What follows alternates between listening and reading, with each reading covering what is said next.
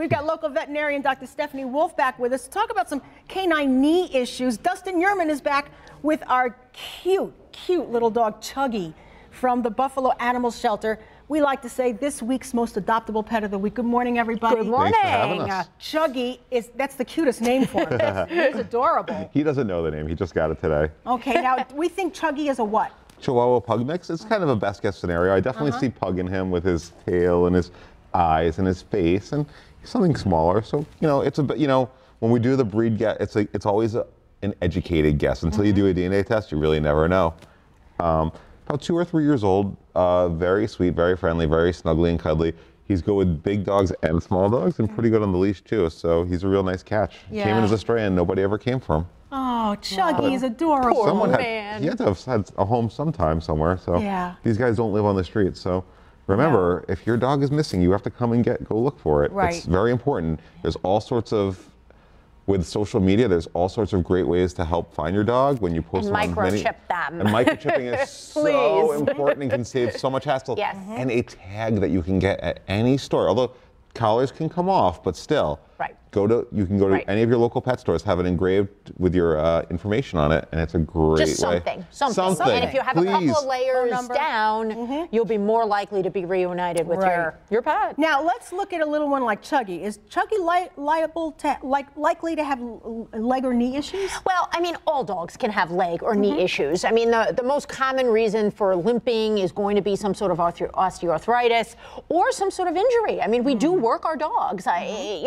This society now is far more into the health aspects of things and having their dogs run and play, and we know the benefits of exercise and activity, that we are seeing them come in not just with malformations or congenital issues. We're seeing them coming in with actual injuries, strains and dislocations and broken legs, and not just simply hit by cars, but actually, physical, some sort of, work-related injuries. And I noticed too, when it's slippery for us, they have 4 legs. Exactly. And you know what, especially the older ones, if they splay out, you can really have some lasting injuries that take place. But, for little dogs, obviously, versus big dogs, there are going to be some things that are going to be more breed predilection, more inherited in smaller dogs than there is in larger dogs. So obviously, you can't just decide if your dog is limping or holding up its leg or, putting its leg backwards.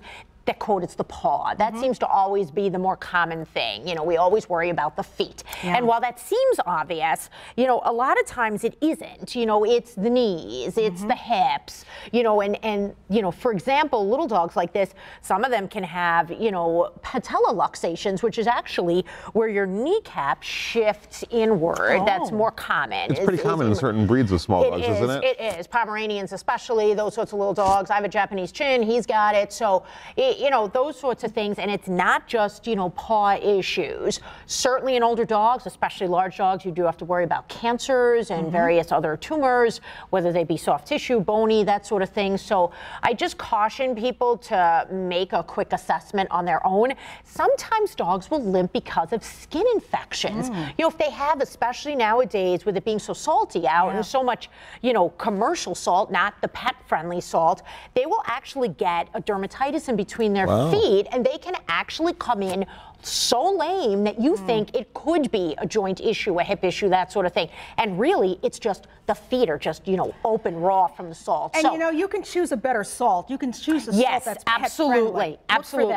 The only thing is, you can't guarantee when you're walking your dog. Everyone else is using everybody else, or you're walking in the street, that sort of thing. So, make sure when you come in, you definitely wash off their feet. That is super important. I don't care how cold it is. Come inside. Have a little. If you don't even have a mud room, just put a little certain area where your dog sits, and take a warm washcloth and really get in between.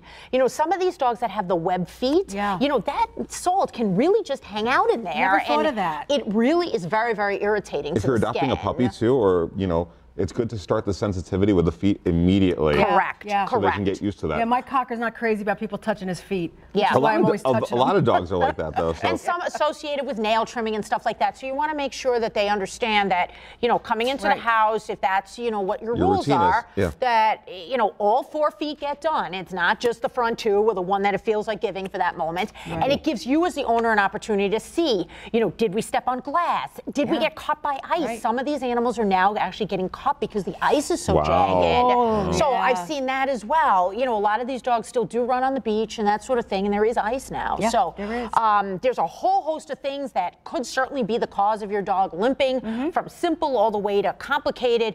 Just don't try to diagnose it yourself. No. You know? How about when they have pet, like it looks like Cosequin or chondroitin? Sure. I mean, those sorts of supplements are in general a good idea. You know, big dogs, little dogs, but generally the ones that you get over the counter aren't quite as potent as the ones that you are going to get from your veterinarian. And I would caution you not to just grab one. Certainly seek the advice of your vet. It's not to say that some of the over-counter ones, if your dog isn't having a problem, aren't sufficient, but there's a whole host of choices that it probably is a better idea not to just go grab off the shelf, because sometimes you don't always know what you're getting. It's still medication. Right, exactly. All right, Dr. Stephanie Wolf, we want to thank you for your expertise this morning. And over at the Buffalo Animal Shelter, you're going to find Chubby, who's with many others. Yeah, with many others. And Chuggy is just adorable.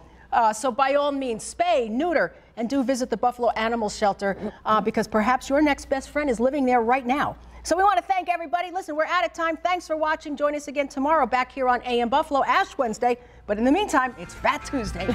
Enjoy.